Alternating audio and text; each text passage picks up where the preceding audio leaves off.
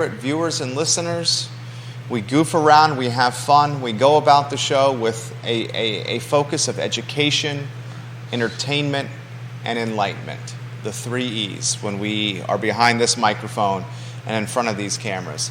A lot I want to cover today. I'm seeing a trend in San Francisco where I think it's a trend that's going to start matriculating or heading our way. Commercial real estate is losing value. It's losing value in the eyes of banks. It's losing value in the eyes of appraisers. It's losing value in the eyes of owners. It's losing value in the eyes of renters or tenants. If banks, appraisers, owners, and renters and tenants see a value proposition reduction of commercial real estate, will owners of these buildings start applying for assessment reduction in their respective jurisdictions? Me, for example, will I apply for assessment tax reduction with my holding on Market Street? And if this becomes a common element, and I'll unpack it from a San Francisco, California standpoint. If this becomes common in Charlottesville, where is the additional money to run the Charlottesville budget, over $200 million a year to run Charlottesville, going to come from? I'm going to unpack that topic today on the I Love CVille Show. Also on today's program, I want to talk about UVA students moving back to grounds today and this weekend. School is starting in the Charlottesville and Central Virginia area, or has already started, for children, for kids, elementary, middle school, high school, much to the happiness and delight of us parents. I want to talk about the HUD median income of $123,300 per home or household. A lot of people may be surprised by that. According to HUD, the Charlottesville area, the median income for a household is $123,300. That number may shock you. I want to give some love to David in Skooma Boutique Dispensary. We'll weave you in on a 2-shot. You've seen David in Skooma Boutique Dispensary. Is he watching now? David, are you watching? Can you say David's last name for us, Judah? Trecarici. Will you sing his last name for the viewers and listeners? No. You don't want? David Trecarici, the owner of Skooma Boutique Dispensary. It's locally owned and operated. He will join us on the program. And Judah, you should put this on our production calendar if you could, please. August 25th. Travis Hackworth is watching in Danville. August 25th. And make sure, if you could, send me an invite on that. I'll accept it. That way it's on our interview calendar. Governor Youngkin, right, is making life quite difficult for locally owned businesses in the dispensary game. Yeah. David is going to explain how life has become more difficult at Skooma since Youngkin has backtracked on what many thought was going to be a fast track for cannabis, for Delta 8, Delta 9, and for CBD and the products that go along with these businesses, right? Yeah. Very limited right now in what they can sell. So I'm going to feature David, one of the partners of this show, Skooma Boutique Dispensary, a week from today to show you how a small business owner, that he's a military veteran. He grew up in Charlottesville, David. Trecarici. Jason Howard is watching the program on Rio Road as well. We're going to talk about how he's adapting and pivoting his model. Yeah. That'll be a week from today. Jason Howard says this: you mentioned school starting next week. In previous shows, you highlighted the 900-plus Almaro students not getting bus service, and this being an ongoing problem the last 3 years. If it isn't already, when does this become part of the conversation clients have with their realtor in the county? Living a little further out, you might end up having to dedicate 3+ hours of your day to transporting your children to and from school. That's a damn good comment. Yeah. You want to unpack that one? Yeah. That's a great comment. I mean, it goes along with the question of when does it become when does the cost become too prohibitive of gas when you're looking for a house, and you say drive till you qualify and fly till you qualify. Yeah, fly till you qualify. But I mean, this is, I think, part of the same conversation, because it's not just, now it's not just going to be gas prices that you have to worry about going up. You get a place in Waynesboro or somewhere, Crozet, half an hour out, and that doesn't seem too bad until gas prices soar, and now now it's becoming a lot more expensive than you thought it was going to be, and then if you've got kids and they don't get a bus to school, now you've also got to devote an extra hour and a half, however long, to driving the kids. I say some people may be longer. Really? I mean, how far away would you be living and going to a Charlottesville or Albemarle school? That's a fair point. Also, I'll give you. You're saying eventually you're going to be in another school district. That's fair. You're saying hour and a half round trip, morning and afternoon, both ways times. So it would be 4 trips. Depends. I mean, you might. I think an hour would be that. I think that's fair. And it might be, I don't know how people are gonna do it. Maybe they do drive the kids to school and then drive home, but maybe they find something a little more cost effective, like okay, I don't have to be at work until 8:30, 9 o'clock, so maybe I go into town, maybe I drop the kid off, go into town, do my acrobatics or my acrobatics. Are you doing acrobatics these days? Tell us about that. Only when no one's looking. Well, that was funny. But yeah, well, like going to the gym, getting your coffee and your breakfast. I don't know, whatever it is, it would seem a wise decision rather than making a 2-way trip. I mean, there and back every morning and every evening. Maybe you figure out a reason to be closer to there when you have to drop them off or pick them up, so that you're saving 1 or 2 of your trips. Judah Wickower coming out of the gates, spitting fire. I love when you're like this. But still, that's we're talking about stopgap measures for something that hopefully will I don't think it will be 1 year. You don't think the schools are ever going to figure this out? Okay, we've talked about this. We're going to go to commercial real estate and assessments, tax assessments being challenged by property owners. San Francisco is... So you're saying they're going to get the city and the county are going to be getting less tax money if Charlottesville businesses start trying to pay less taxes on their business because of the tax God, I love when you're like this. And so they're going to end up trying to solve a problem, and the problem is just going to get worse and worse because they're going to have less money to spend, and they're not going to want to toss half the year's tax income. 60% plus, 400. I'll put it in perspective for the viewers and listeners. I think Brad Rackle just walked by. Who? I think Brad Rickle just walked by, challenging Ann Malik. Maybe I'm mistaken. Is he related to Don Rickles? Albemarle County Board Supervisor candidate challenging Ann Malik in the Whitehall District. It may have been him. If not, it was his. What's the word? Now you got me messing. What is it? Doppelganger. Who's your doppelganger? Do you really want the story? It's not that long, but I would love to hear the story. Your stories are long. No, this one's short. When I moved around a lot, and when I first went to Deering High School, another kid had just left the year prior. Okay. He finished up the last year, left. I came in that year. Okay. And everybody said I looked exactly like this guy. What was his name? His name was Sam Bull. Sam Bull, okay. And apparently he was dating a girl at the time named Tara. Bull and Tara. Imagine what would have happened if they'd gotten married. Tara Bull? What's wrong with Tara Bull? Really? I don't get it. I'm missing the joke. What's Tara Bull? Terrible? Oh, terrible. Is that the story? Or is it a joke that's in the story?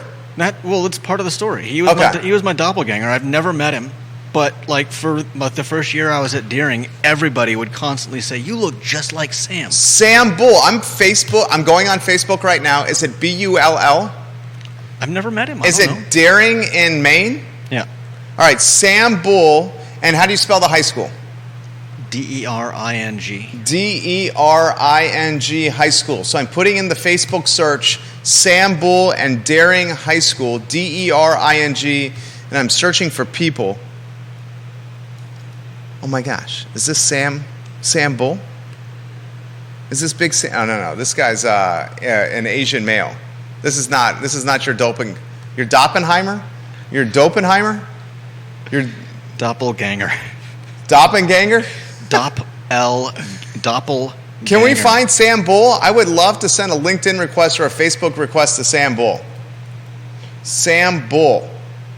Anyway, we're getting off track. JB, I'll get to your comments here. Deep Throat, I'll get to your comments here.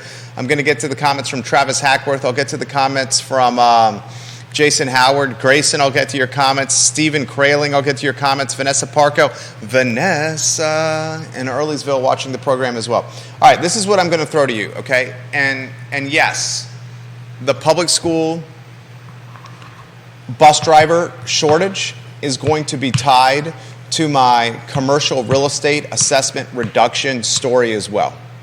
Let's use Albemarle County as a baseline. Mm-hmm. Albemarle County yearly budget, over $400 million, just over $400 million. See if you can find the budget for Albemarle County in totality. I believe it's just 400 and some million. Let me see if I can find it here. You find that number, it's a little over 400 million.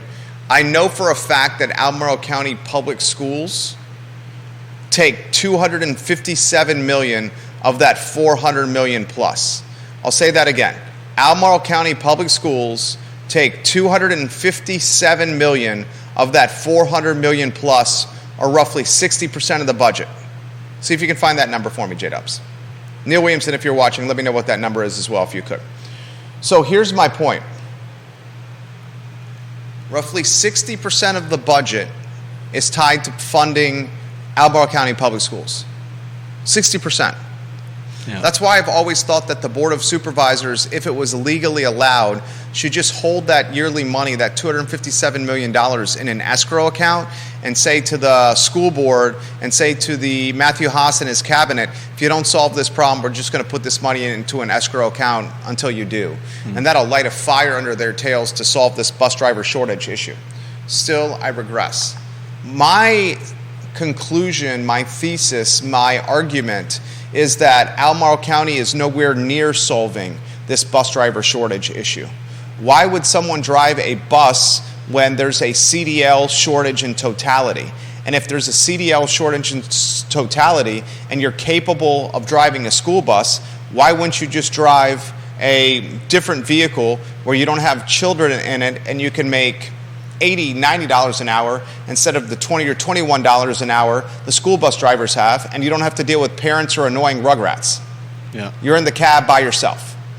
I think the bus driver shortage may best be solved, and I don't think we're anywhere near this, but I think it may be best solved with autonomous driving buses. We're years away from that. And the question is, would parents feel comfortable in the early stages of autonomous driving buses? Many will not. Right. Hell, I just saw Matthew Gillikin, and I disagree with 99.9% of what Matthew Gillikin puts out on social media. Okay, he was interviewed by CBS 19, and he had a plan of attack. Yeah. One thing I will say about Matthew Gillikin, and if you're watching this program or you hear about this, he has a take, and he backs it up with what is reasoning to him. Yeah. The reasoning he backs his takes up, I disagree with 99.9% of the time. But he's a man of thought and process. Yeah. His oldest child is taking CAT, public transportation, to get to middle school. And has been doing it for the last few years. I talk with my wife and some of the parents and moms in our friend group and asked, would you feel comfortable with your kid driving or riding public transportation to and from schools? And I think every person in our social circle said absolutely not.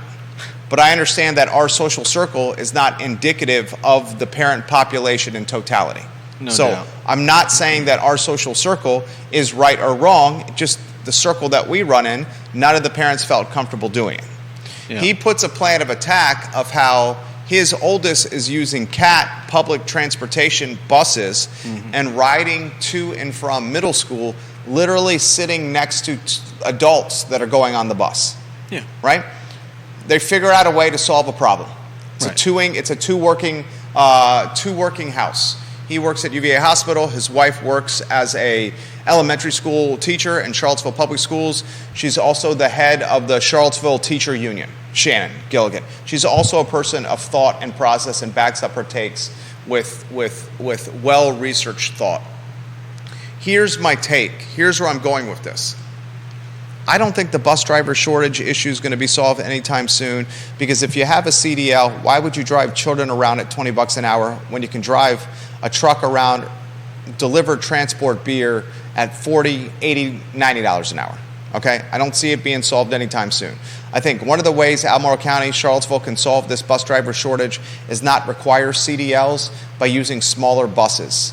The passenger vans, the cargo vans, and having them seat 14, 15 kids. The type of vans you see taking kids to and from sporting events, like a basketball team. Yeah. Right? They're smaller. Those don't necessarily require the same type of driver classification that a school bus does, which would then open up a larger driving pool. I think long run, how you solve the Charlottesville and Albemarle County and any jurisdiction bus driver shortage is you consider autonomous buses or self-driving buses. And wouldn't those smaller like vans be safer anyways? I mean, well, there's two schools for thought on this. Here's the first school of thought. I've never seen a seatbelt on any bus that I've ever been on. They may be safer. Deep Throat put this on my radar. He said Albemarle County and Charlottesville City are spending taxpayer dollars to be green and save the environment and do things the right way with solar and all these green techniques and green strategies. Michael Payne is big on protecting the environment, protecting the city, thinking about all the stuff that goes with it. Then Deep Throat makes this point, and it's a damn good one. Oh, they're all about being green and protecting the environment, yet they want a boatload of parents to drive their kids to and from school because they have a bus driver shortage. Isn't that the antithesis of being green and running the jurisdiction in an environmentally friendly way? I'm sorry, we don't have any drivers for you. Parents, drive your kids to and from school. Everyone drive just one kid in the car, as opposed to solving out a way to drive 35 to 40 kids and cutting a boatload of cars off the roads. Yeah. It's oxymoron. It's like parting is such sweet sorrow. Hundreds of families. Thousands of families. Thousands of families adding hours upon hours daily. Trip there and trip back 5 days a week, 9-10 months a year. Yeah. As opposed to just solving the crisis and really championing your green and environmental initiative. Can we truly say Charlottesville and Albemarle County are green or environmentally friendly if they're telling thousands of families to drive their kids to and from school? Oh, we can be mindful of using solar panels, but we don't care if you drive your 1987 Cutlass V8 that blows exhaust all over the environment and all over our county to and from Stone Robinson Elementary, to and from Western Albemarle High School. Yeah, take your Ford Bronco too, to and from Henley. Who cares? It's just the environment, but you better have some solar panels. You better have some nice water runoff. It's an oxymoron. Parting is such sweet sorrow. Here's my point. Albemarle County's yearly budget somewhere over $400 million. Does someone have an exact number for me? I would love an exact number. If you can give me an exact number. Neil, if you have an exact number. You got an exact number? I've got... What's the exact number? Fiscal year 2024 adopted budget for Albemarle County is $554,790,036. What's the number? 554. Wait, 554 790 790 036 036 times 0.6. That's a little high.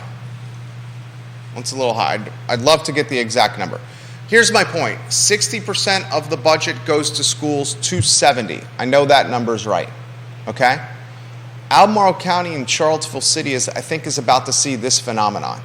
I think they're about to see commercial property owners, including potentially yours truly. Alan Kajin, I know this is all over your radar. You're a bi-coastal attorney. You live in San Francisco. Literally, you live in San Francisco, so you're seeing this firsthand. Alan Kajin also is the co-owner of Ix Park. He owns the Rapture building. He owns the Passiflora building. Alan Kajin owns Tonic in the building right behind Tonic, those apartments. Alan Kajin owns the parking lot where Wild Wing Cafe is. Alan Kajin owns where Public Fish and Oyster is. He owns the retail Shenanigans. Alan Kajin is one of your largest commercial owners in Charlottesville City, and he doesn't even live in Charlottesville full-time. Alan is seeing what's happening in San Francisco as commercial owners, and I'm going to put this in perspective for you. The owners of the Westin St. Francis Hotel in San Francisco are applying for a more than 90% decrease in its assessed value of $787 million, all the way down to $76 million.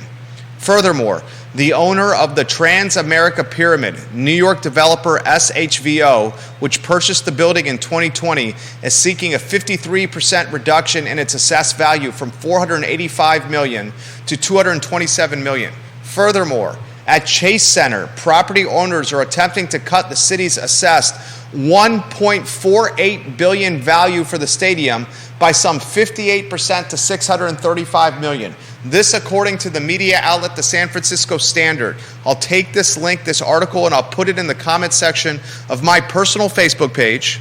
I just did it. John Blair, this is for you. I'll put it in the comment section of my personal LinkedIn, so you can check it out, John. I think you would very much enjoy that article, John Blair. I'll put it in the I Love CVille Facebook group I just did. Deep Throat, I'm going to send you this article via DM. I just did to you, Deep Throat. And I'm going to put it in the comments of the Twitter thread that's going on right now. And I'm going to add, how will this impact CVille? Question mark. So here's the question I have. And I think this is why you watch this program. Why you watch this program is we take macro or national stories, storylines and trends, and we localize them to Charlottesville. I'll cut to the chase. One of the things that I am good at in business is seeing where the market is going before the market gets there. It's called vision. And you take vision with an affinity for risk that's hedged, with some practical thinking. And there's Hall Spencer walking by, the progress reporter.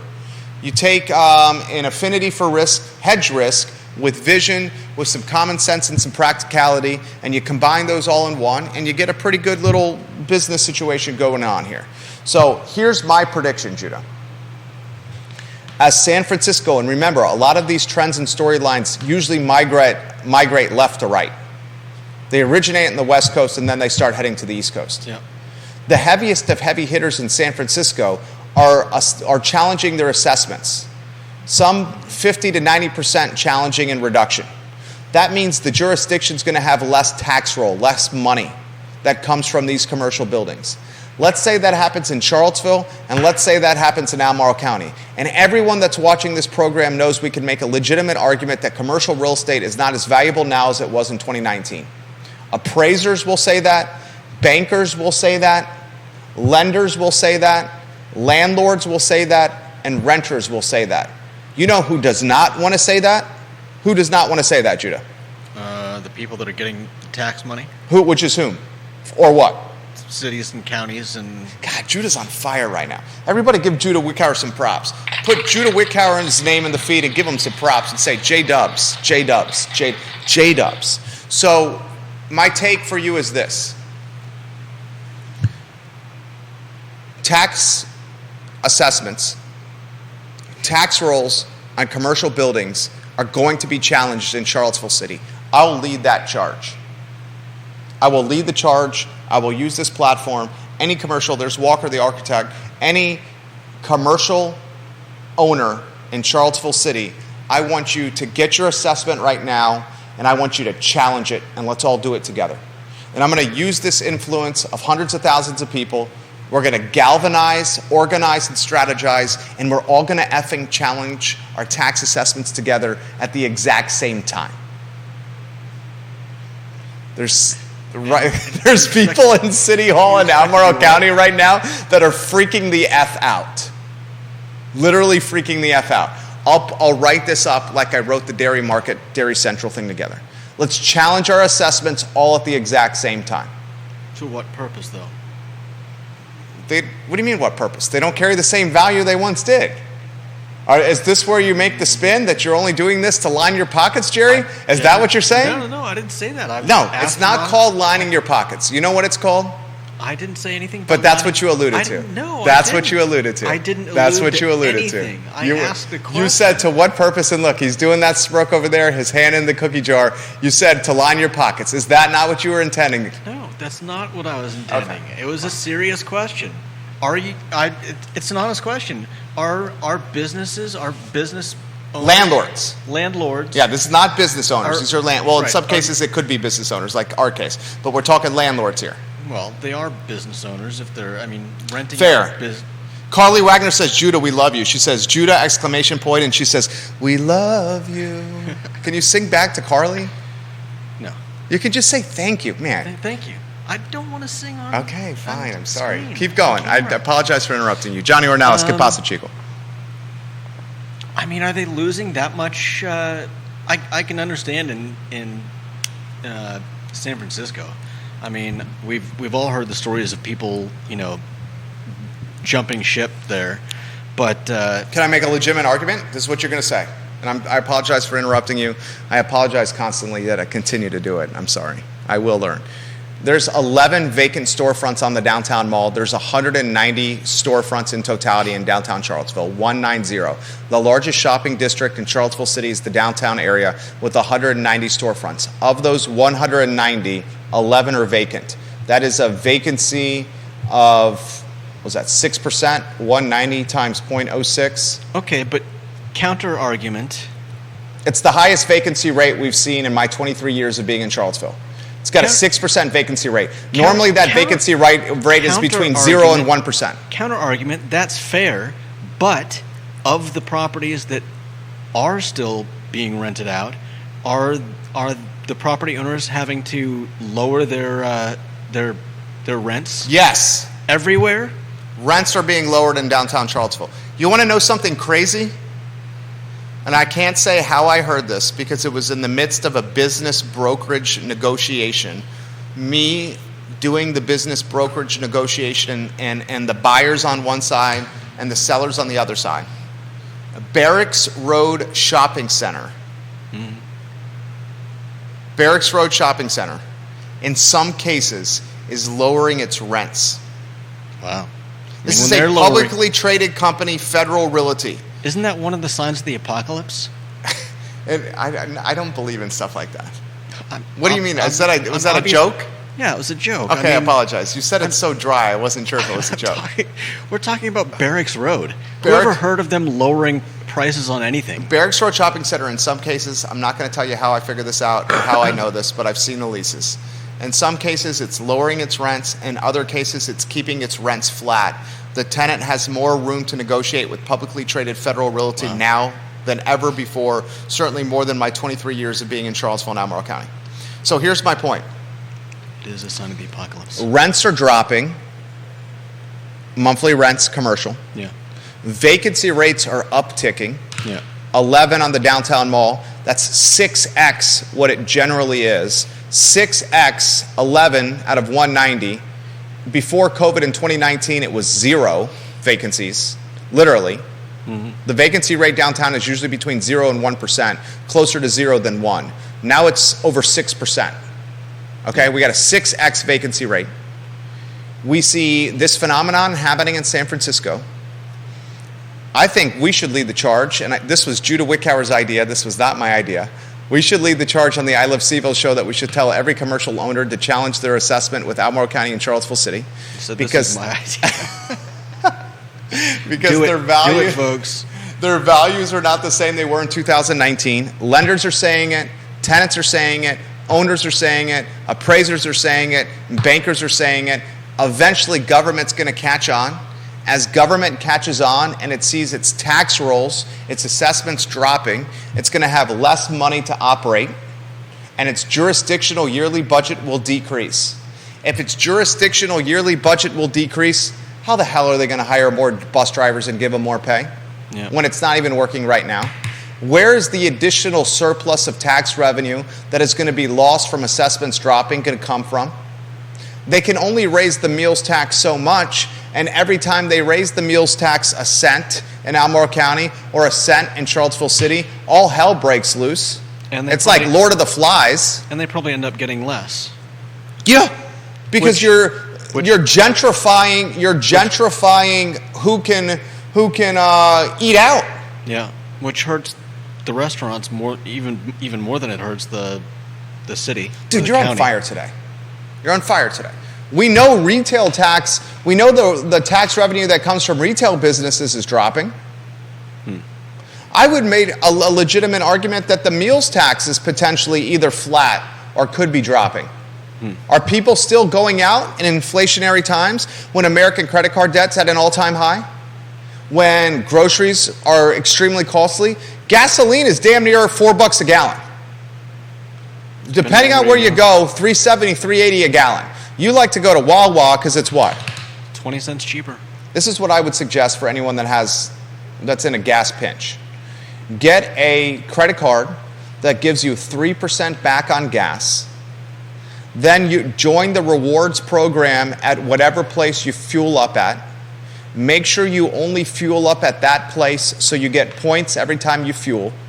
I figured there must be a lot of people doing that because I can never understand why Wawa's always crowded.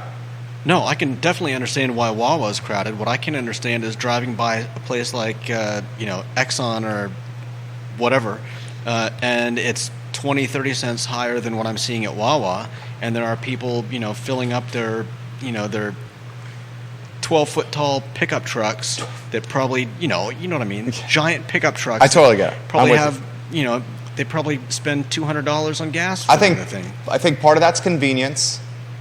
I think part of that is also what I'm talking about. I fill up across from the Boar's Head at Bel Air, the Sutton's Tiger Fuel. Yeah. I'm a Market Rewards member. I have a credit card that gives me 3% back that I pay off every single time. And then my wife and I each fill up our car there. Routinely, we're getting 25 and 50 cent discounts each week because we fill up both vehicles there because we're at that side of town all the time. And then we're getting the juice on the credit card with the 3%. We pay it off. We don't carry a balance. Yeah. Just a suggestion for viewers and listeners, just an idea. It will help you manage gas. Still, the point is groceries, not all-time high expensive, but damn near close to all-time high expensive. Credit card debt, all-time high in America. Powell raising rates, effing credit card debt. Gasoline, that's the first kind of tax we all face because we have to pump gas in our car to get places. Basically $4 a gallon, depending on where you're getting gas. I can make a legitimate argument that the taxes for a jurisdiction when it comes to retail will be down or flat at best. Meals tax, you can say flat or a marginal increase. There's still a zest for people to go out and spend money at bars and restaurants because there's still the COVID hangover. But it's not the spike that we would expect if it wasn't for an inflationary environment.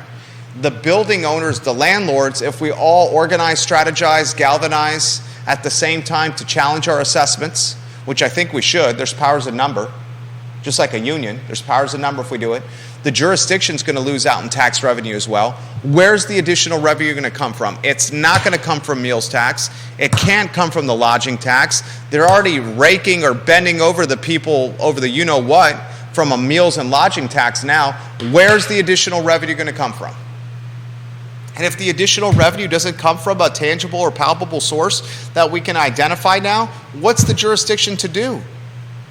You know what the jurisdiction's going to do? What's the jurisdiction going to do? Say it loud and say it proud. What's the jurisdiction going to do, Judah? Come on, you got this. Right now, you're 10 for 10. If it can't get it from meals, and it can't get it from retail, and it can't get it from lodging, and it can't get it from commercial owners, where's it going to get it from, Judah? Come on, Judah. You're talking about real estate? What is it? Real estate. What kind of real estate? Rooftops, personal, I don't know what you're all over it. Residential. That's what you were saying. Yeah. It's going to residential increase the tax rate. Assessments are already going up. Remember, the assessed values of homes are based on market value. Yeah. One of the reasons us as commercial owners can challenge our assessed value with our respective jurisdiction is because it's tied to market value. And market value on our buildings are dropping. So we then can knock on the door of the local assessor, the local tax man, and say, you're taxing me too much, cut this, this is wrong. What is going up? Real estate values. Yeah. And assessed values are tied to market. The local jurisdictions can raise the tax rate, though. It's like a double tax. Yeah. The tax rate and the assessed values. The tax rate is going to have to uptick, which means more gentrification from a housing standpoint in Charlottesville and Almar. Yeah. It's all connected. It's all connected. I explained to you in San Francisco, I'm going to go to viewers and listeners' comments in T-minus 30 seconds. So if you have a comment and you want me to read it on air, put it in the feed in the next 30 seconds.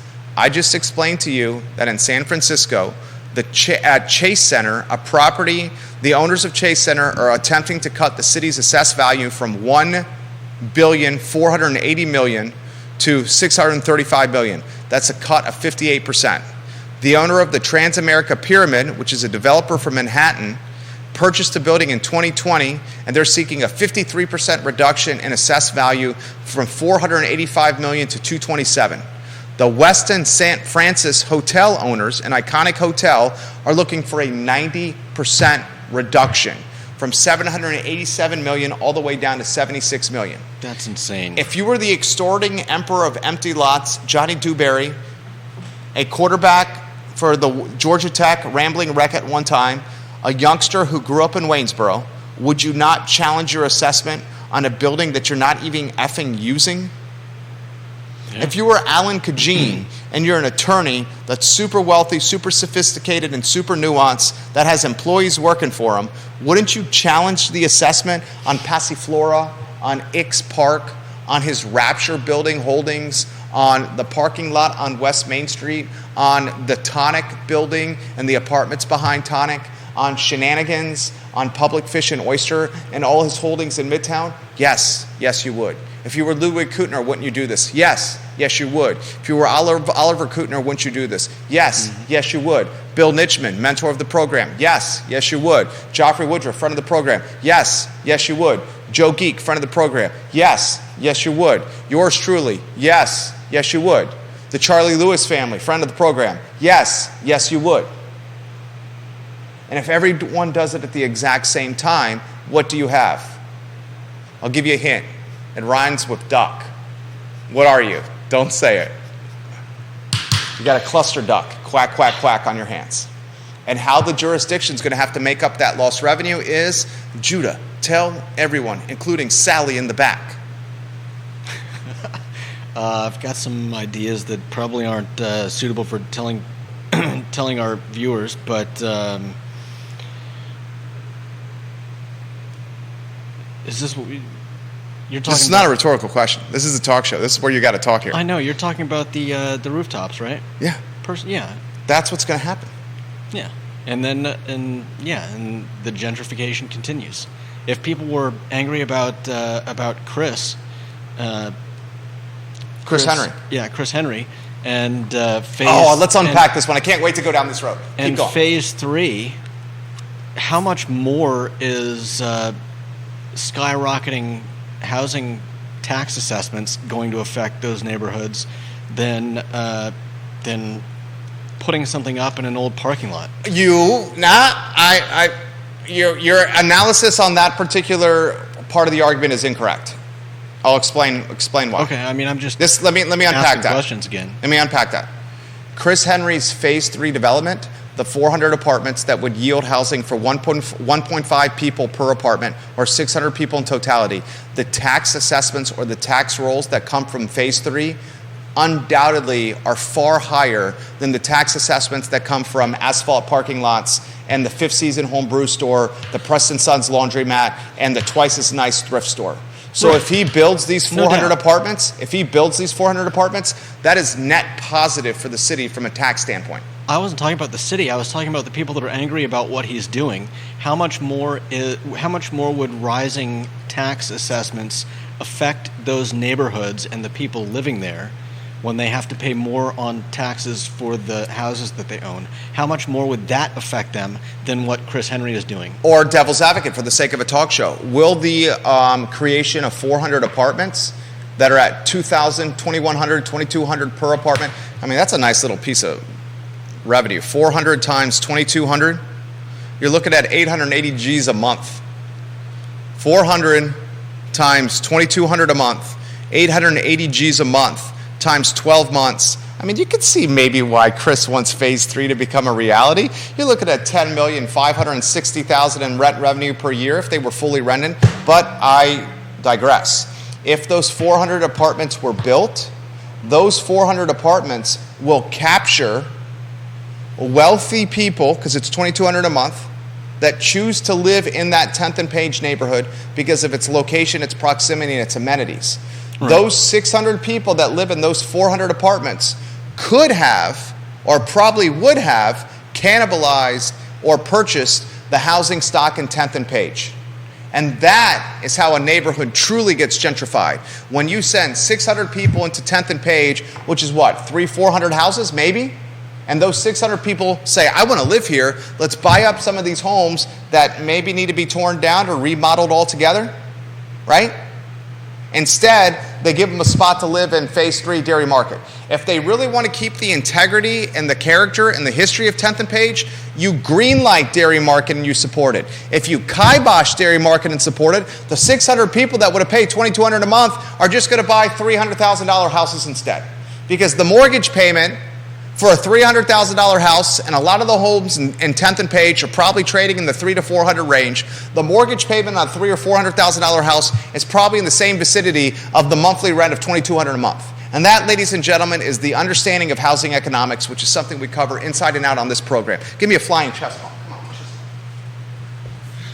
on. Oh, okay, thanks. That was a little, It was a chest bump. I'm fired up today. Kind of. Can you tell I'm fired up? Let's get to comments. There's a lot of comments coming. I just saw, there's an 11-second delay. I just saw that.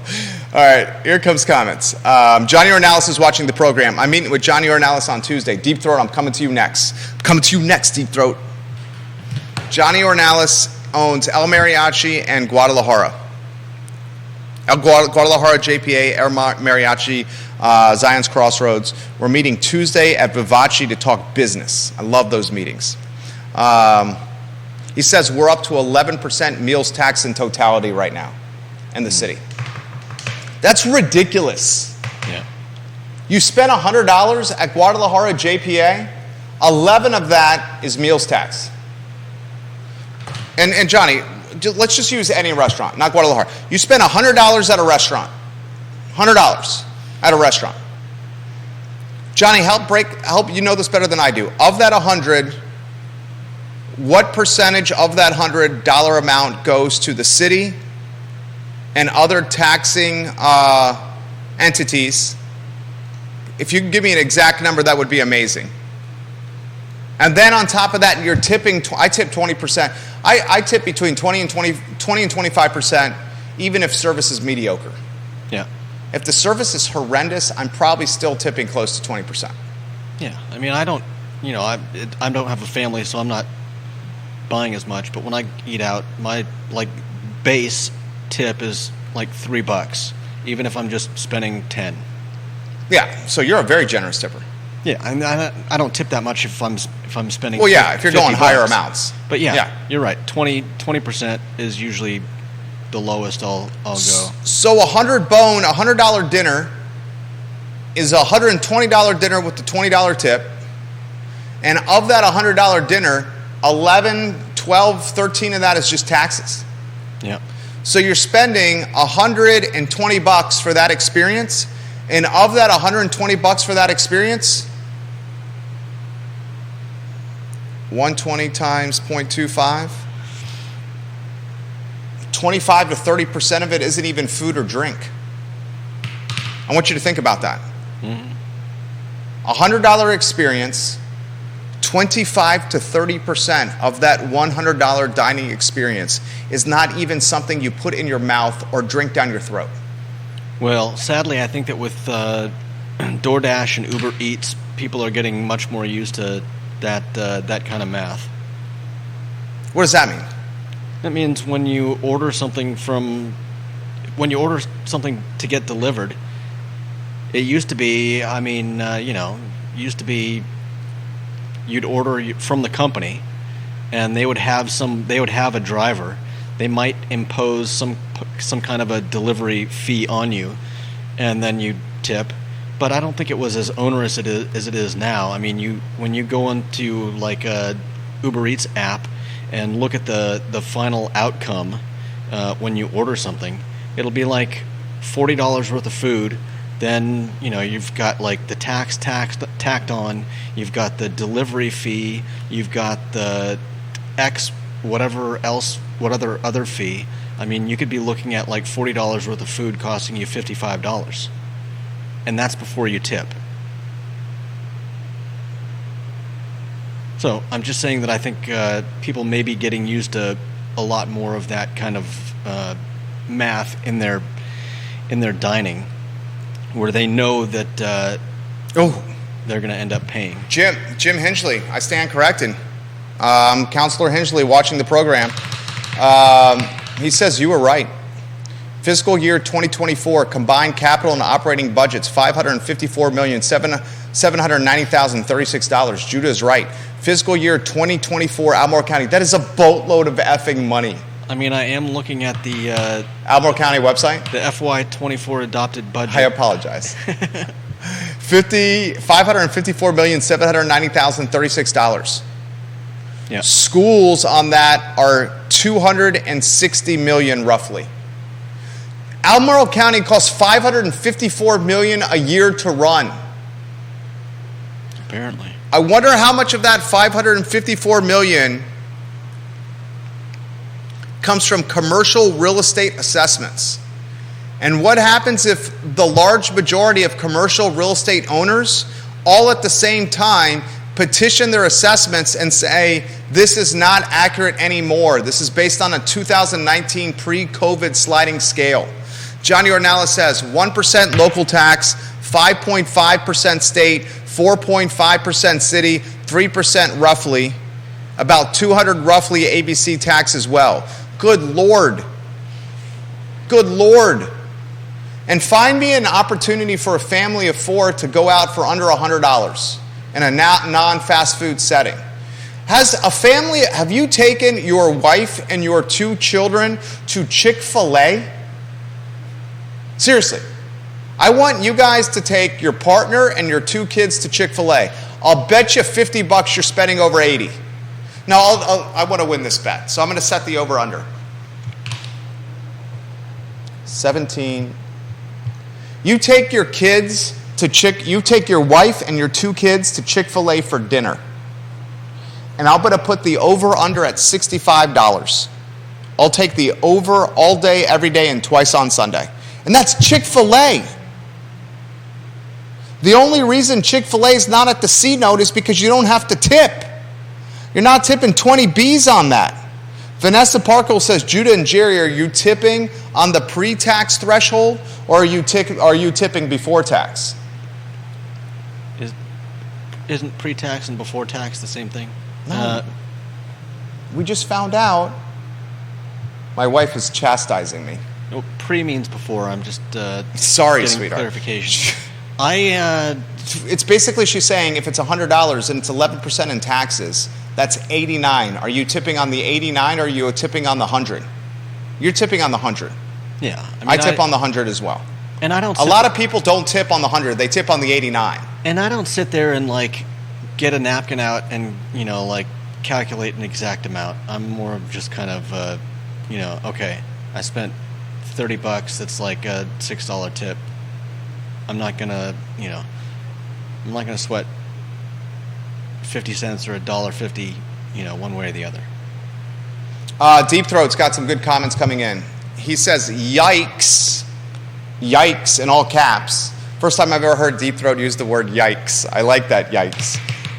He says yikes to what could happen with the commercial assessment reduction petitions that we're talking about. And I'm gonna use the weight of this network to make that push. Just giving everyone a heads up. Okay? Then he says, I would draw a distinction from CVille and San Francisco, however. San Francisco has actual hotels and office buildings that are foreclosed upon and or auctioned at fire sale prices. We have not seen that yet in Charlottesville, yet. He says, but it's certainly a risk. And he's right. There's commercial buildings in San Francisco where the landlords or owners of the building have gone to the lender and said, here are the keys to the building. Where you're not going to get any more money back from us, but you can keep the structure. Peace out. I'm done. Mm-hmm. That literally is happening in San Francisco. He says, Deep Throat does, Dairy Central, the assessment is $35 million.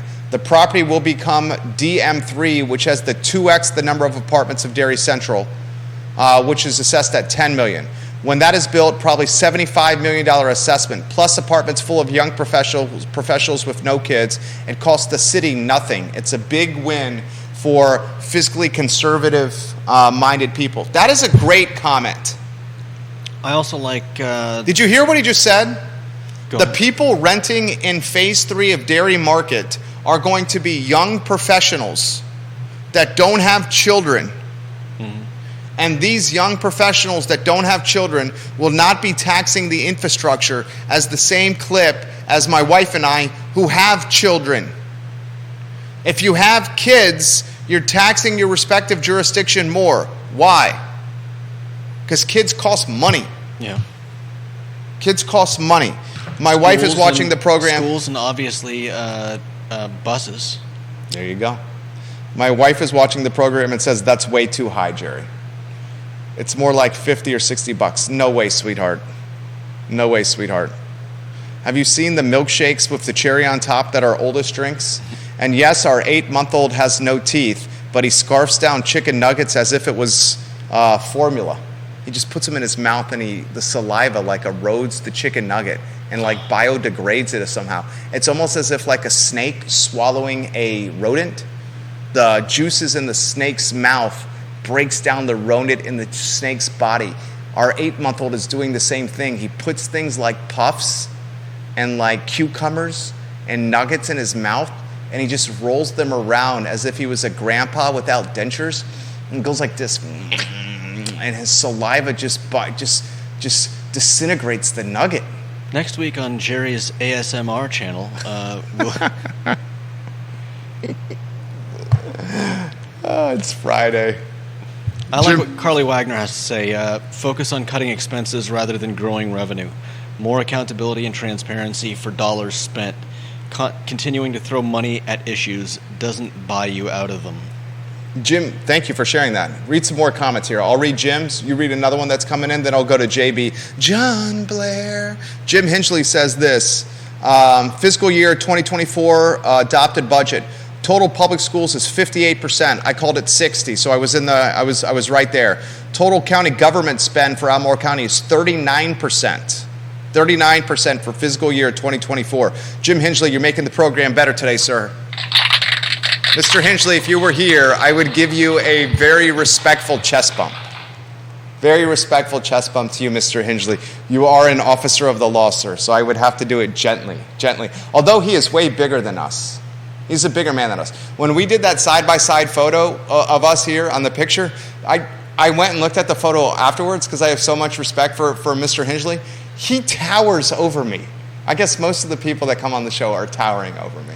But he, in particular, towered over me. Jim, you made the program better. Let's go John Blair, and then you're up next. Ricardo Duran from UVA Credit Union watching the program. He says, I love it, Jerry, and I love you too, Judah. Can we sing Ricardo Duran's name? Will you sing it for him? No. Well, come on. Sing his name? I don't want to sing people's names. Ricardo Duran. I'm not even a good singer. We're just having fun on a Friday. This is from John Blair. Judah, I would look at a spot like Howardsville. There are some very remote spots in southern Albemarle that attend Monticello. Those can be very long drives. So he's talking about Howardsville, which is in Albemarle County. That very well could be that 90-minute one way threshold. I don't know if it's 90-minute one way, but I bet you it's 90-minute round trip. He also says, John Blair, one of my college jobs was driving a beer truck. You could not be more correct. There is no way in Hades that anyone would drive a school bus instead of a beer truck. You make more driving a beer truck and you're able to listen to a podcast of your choice. Hopefully it's the I Love CVille Show, the Jerry and Jerry Show, Real Talk with Keith Smith, Today y Mañana, or the new mom show that we're about to launch. Dr. Karen Wolf, I would love if you hosted a podcast on this network. Hint, hint. Karen Wolf, little nudge, nudge. I think you would crush it at that, Karen Wolf. Little persuasive suggestion, Karen Wolf. He says your only interaction with people is with grocery store personnel and unloading the truck at their store. Plus free beer, right? I don't think you get free beer. I'm joking. You might get the dented beer from the supplier. You know, they don't sell the dented cans. The dented cans are sold at a reduced price and are given to employees. Nice. Let's see, comments coming in here. Johnny Ornalis makes a really good point. The business owner it's called a triple net lease. I'm negotiating a triple net lease right now. In a triple net lease setting, the tenant pays the taxes, the upkeep, and the insurance. Oh, dude, I'll take it a step further. This is a damn good question. I'm hesitant to say this. I don't know if I want to say this. All right, I'm going to say it anyway. In a negotiated triple net lease, if the landlord successfully petitions a reduction in his or her tax assessment, will that tax assessment reduction be passed on to the tenant? Yeah. That was a question in my mind. What happens when you petition for a reduction and get it, and then charge more for the property? Is there some regulatory agency that said, hey, wait a minute, we just gave you a... Charging rents are tied to market value. So the market's going to determine what the property rents for. But the question is, if you entered in a leasing arrangement in 2018 or 2019 before COVID, when commercial values were at an all-time high, and now commercial values, if they're 15, 20, 25, 30% less, whatever it may be. I mean, hell, look at what the CFA building just sold for. It was a ridiculously haircut, right? If the commercial buildings are now 25, 30% lower in value, does the tenant who signed the 10-year lease in 2018 or 2019 know that the values have dropped? Yeah. So tax payments are lower. Or is the lease set up as a savvy landlord? So that they're paying the landlord and the landlord is paying the taxes. There you go. And I'm very hesitant to say that. Then why I'm hesitant to say that is because in my unique position, I am representing tenants with business brokerage, business placement, and brand management. But I also own a building or a large chunk of it, and many of my friends are the influential commercial landlords that I see in quarterly meetings where we chitter-chatter about commercial real estate. I would bet the sophisticated landlords out there are paying, I don't know, I don't want to go, I'm not going to go too deep down that road. That's a great question, Johnny Ornalis. Carly Wagner says, focus on cutting expenses rather than growing revenue. I think this is what you read. Yeah. More accountability and transparency for dollars spent.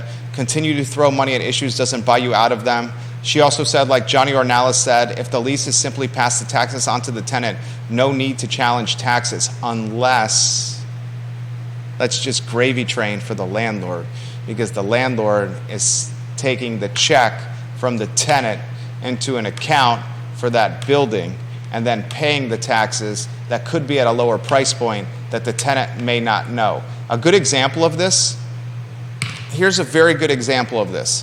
You know what a lot of people do not realize?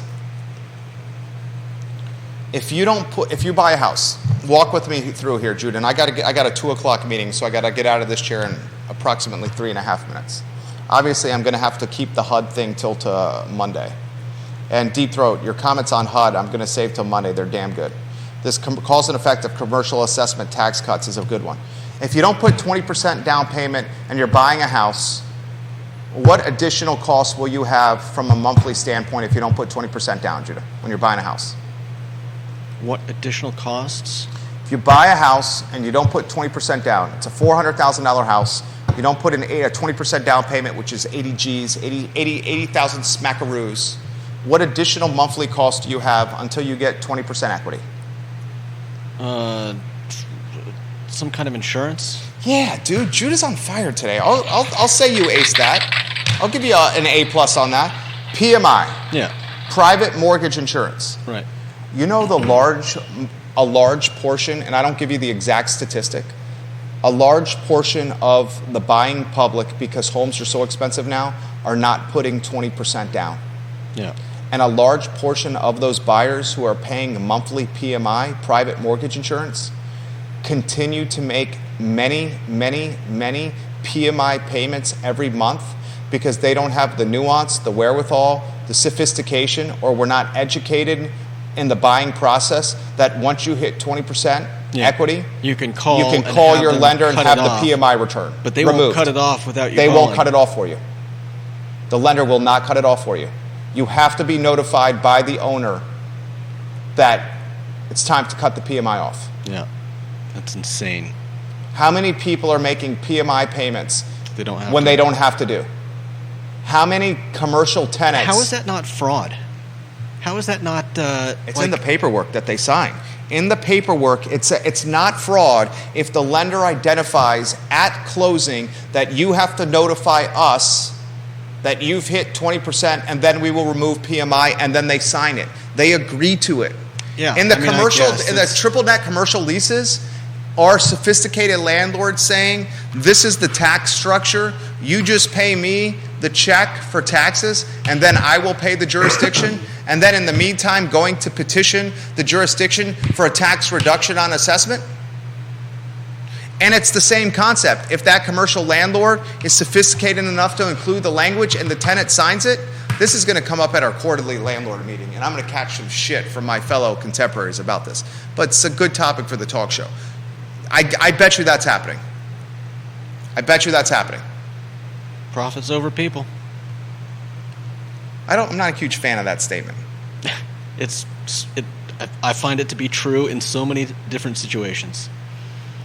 Judy McMullen watching the program. She says, I lived in Covesville in high school. Covesville? You know where Covesville is. John Grisham's got a ball, one of the prettiest Little League stadiums I've ever seen in Covesville. It's on the Albemarle County, Nelson County border. She said, I lived in Covesville in high school, and I went to Western, 45-minute each way by car, hour and a half each way by bus. Did you hear that? Yeah. Judy, you need to open up another pool hall. The timing is right for another pool hall. Your pool hall was awesome.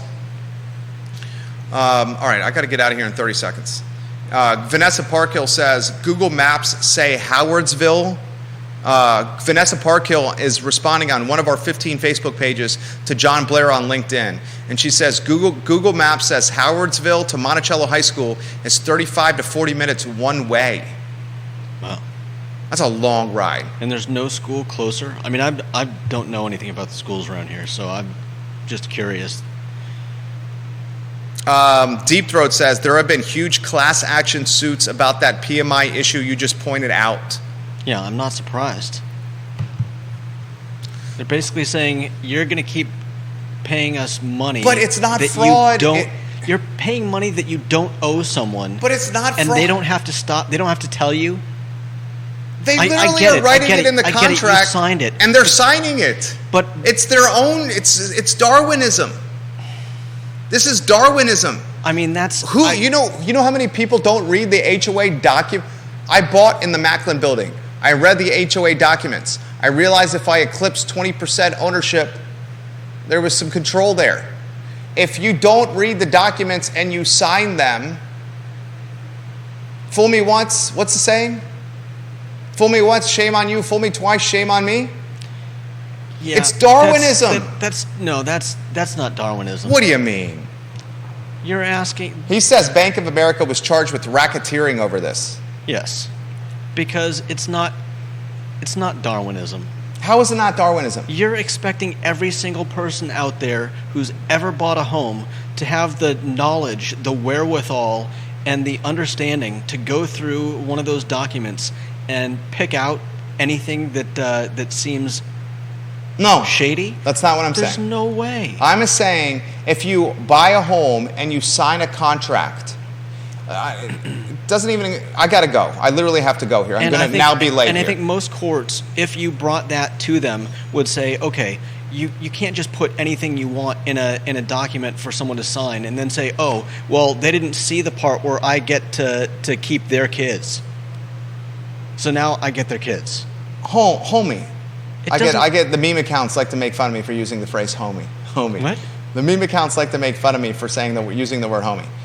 Friend, amigo, chum, pal, compadre, colleague, brother, team member. Anytime you John Hancock your name on a document, read the effing document from start to finish 3 or 4 times. I'm not disagreeing with you. You made a with comment within the last year that said, I would bet the large majority of people that sign your leases, Jerry, don't even read your leases. Do you remember when you made that comment? Not really. I was flabbergasted when I heard that from you. There is not a single instrument, vehicle, financing mechanism, contract, whatever the hell you want to call it, that I would not read from start to finish multiple times if I signed it. Yeah, but and I would probably get my legal counsel. In fact, I would get my legal counsel if it was over, say, $5,000. I'd spend $395 for 1 hour of my legal counsel's time to read the document as well. And expecting even a significant portion of the population to also do that is insanity. That's Darwinism then. That's survival of the fittest. No. It's whether you want to hear this or not, and people are going to get pissed off with this comment. That's why there's a class system. It's foolish, I agree. But as we're seeing with courts throwing out NDAs and things like that, I think that it's clear that just because you put something in a document and have someone sign it doesn't mean it's ironclad. Doesn't mean what? It's ironclad.